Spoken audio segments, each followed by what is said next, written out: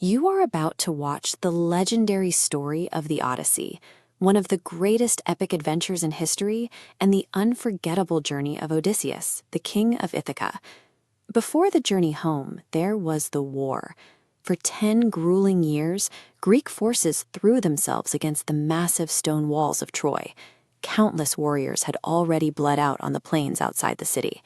The conflict had reached a complete stalemate. The strongest men in the world had swung swords and thrown spears for a decade, yet the city remained standing. While the rest of the Greek camp relied entirely on armor and muscle, Odysseus relied on his intellect. His greatest weapon was his mind.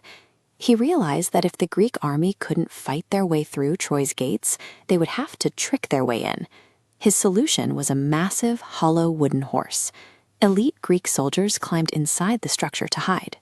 Meanwhile, the rest of the Greek fleet packed up their camps and sailed just out of sight, making the Trojans believe the war had finally ended. This pivot to psychological deception dictated the final outcome of the decade-long siege. The next morning, the Trojans looked out and saw an empty beach. Only the mysterious wooden structure remained. Believing the Greeks had finally surrendered, the people of Troy pulled the enormous horse through their own impenetrable gates as a victory trophy. The city immediately dropped its guard. Music filled the streets, wine flowed freely, and a weary population celebrated the end of the war.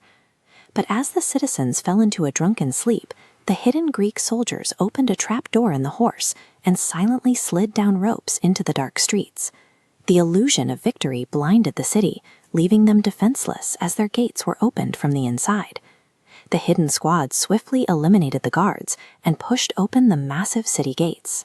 Outside, the Greek fleet had returned under the cover of night, and the army poured inside.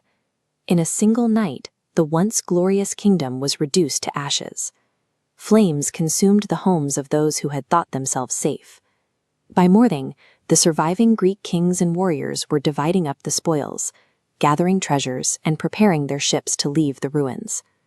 For Odysseus, the vast treasure mattered far less than his destination. He was desperate to reunite with his wife, Penelope, and his son, Telemachus, after 20 years away.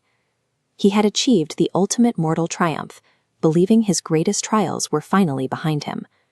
But in the ancient world, immense victory breeds mortal pride, and the gods always exact a heavy price for hubris. Odysseus's pride, and the choices he would soon make, drew the attention of a far more dangerous enemy, Poseidon, the ruler of the seas. Poseidon's wrath trapped Odysseus on the open water for 10 years, stretching a short journey home into a decade of misery. Ahead of him lay a gauntlet of mythical monsters, deadly temptations, and the terrifying deaths of his crew members. Having survived the greatest war of men, his punishment was to fight an unwinnable war against the gods themselves. Out on the open water, he would be forced into impossible choices, constantly weighing his own survival against the lives of his men. To be continued in Part 2.